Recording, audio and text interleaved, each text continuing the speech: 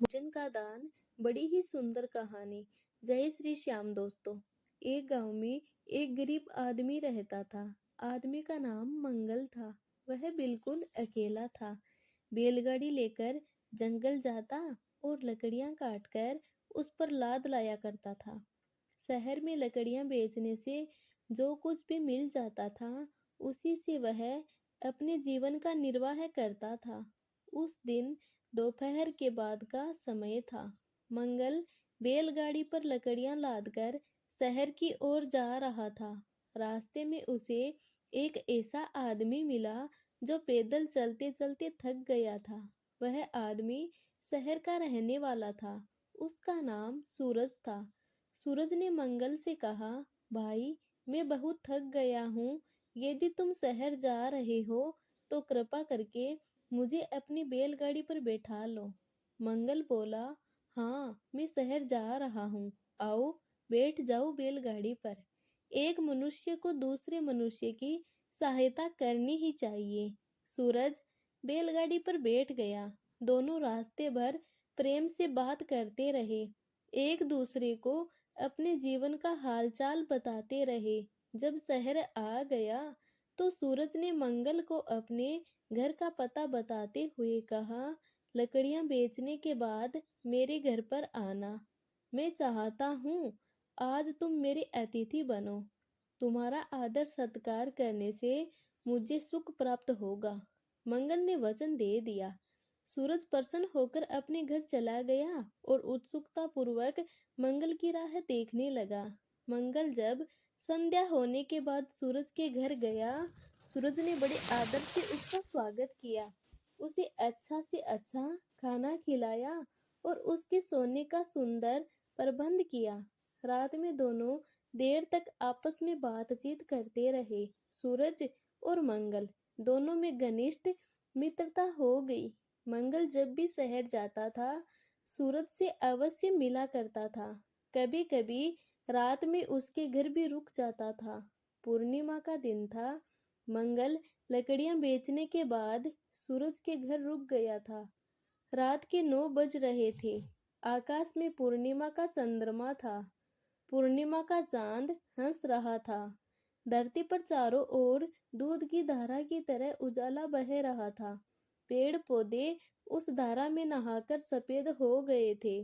सूरज ने मंगल से कहा, मंगल, आओ चलो मेरे साथ।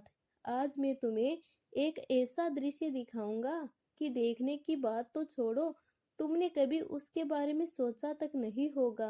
मंगल बोला, पर ये तो बताओ, ये कैसा दृश्य है और उसमें क्या विशेषता है?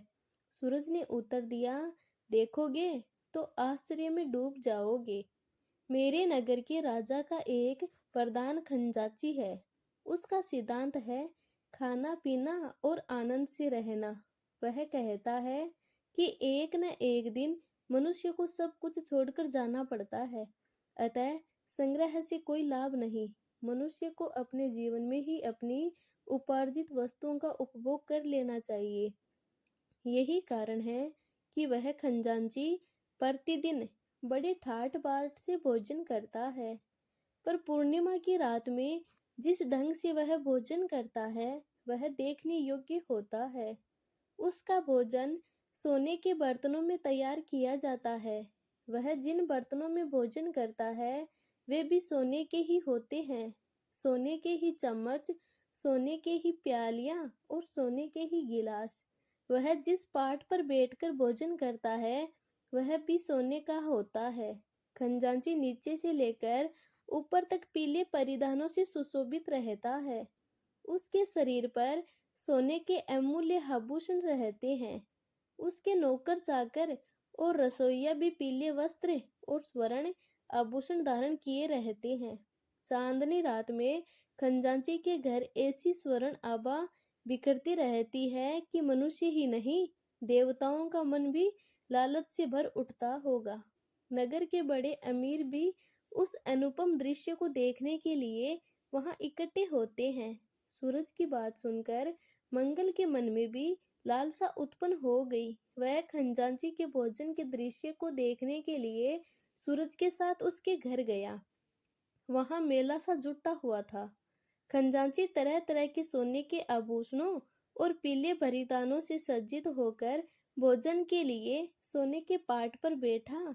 उसके सामने जब सोने के पात्रों में तरह तरह के व्यंजन परोसे गए, तो उस दृश्य और उन व्यंजनों को देखकर मंगल अपने मन को बस में नहीं रख सका। वह धीरे से सूरज से बोला, भाई सूरज, सचमुच ये तो बड़ा अपूर्व दृश्य है। काश मैं भी एक दिन इसी ढंग से ऐसा भोजन कर पाता। पर क्या यह संभव हो सकता है? नहीं, इस गरीब के जीवन में ये कभी नहीं हो सकता। हालांकि मंगन ने बहुत धीरे स्वर में यह बात कही थी, फिर भी खजांची के कानों में पड़ गई। खजांची ने दृष्टि उठाकर मंगल की ओर देखा। उसे मंगल के मुखमंडल पर कुछ अनूठा सा दिखाई पड़ा। उसे लगा कि इस मनुष्य के भीतर कोई चमत्कार है। जब खजांची भोजन कर चुका, तो उसने मंगल को अपने पास बुलाया और कहा, मैंने तुम्हारी बात सुन ली। तुम पूर्णिमा की रात में मेरे समान भोजन करना चाहते हो ना? इसके लिए तुम्हें कठोर तप करना पड़ेगा। क्या तुम तैयार हो? मंगल बोला, श्रीमान, यदि एक दिन मुझे आपके समान भोजन करने का अवसर मिल जाए, तो मैं पहाड़ भी उठाने को तैयार हूँ। खजांची सोचकर बोला, नहीं, तुम्हें पर्वत नहीं उठाना पड़ेगा।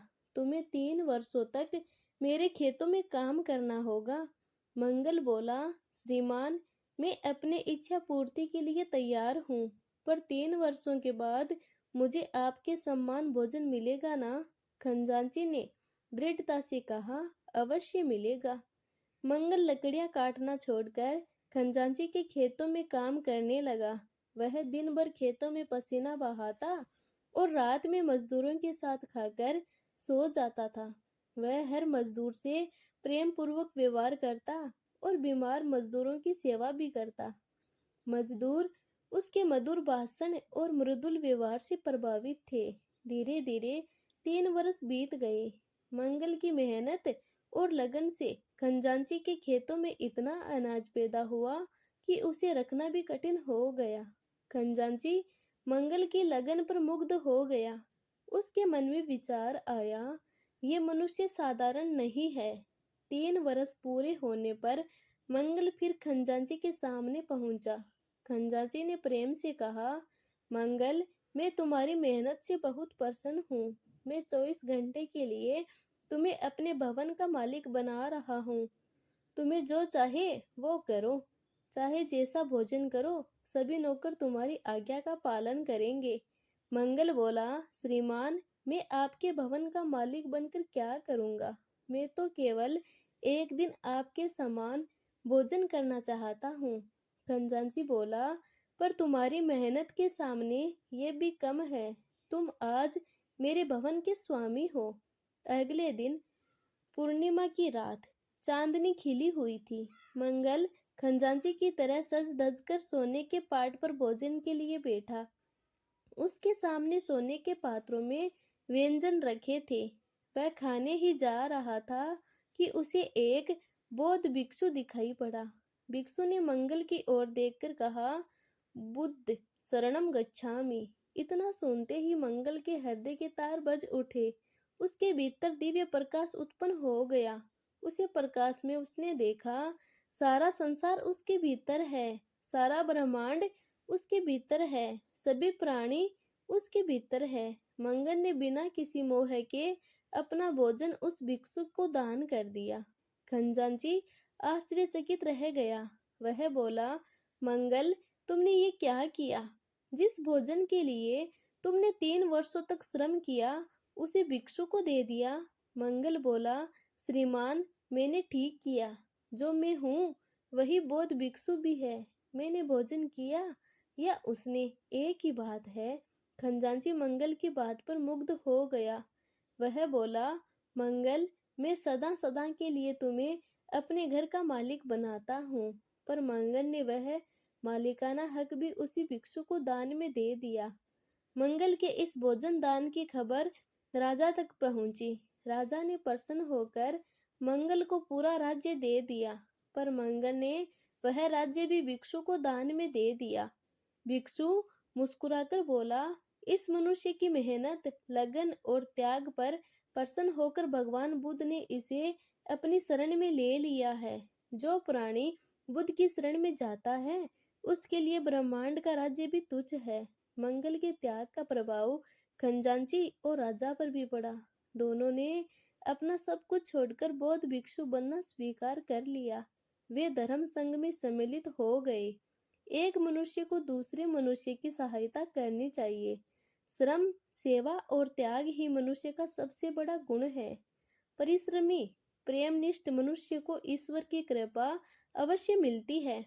आज लोगों में प्रेम की जगह घृणा बढ़ गई है। यह मानवता के विरुद्ध है। अपने भूखे रहकर भोजन का दान करने वाले बहुत ही कम लोग मिलते हैं। तो ये थी आज की हमारी वीडियो। आपको ये वीडियो कैसी लगी? अच्छी लगी तो लाइक करें, सब्सक्राइब करें और कमेंट में जय श्री श्याम जरूर लिखें।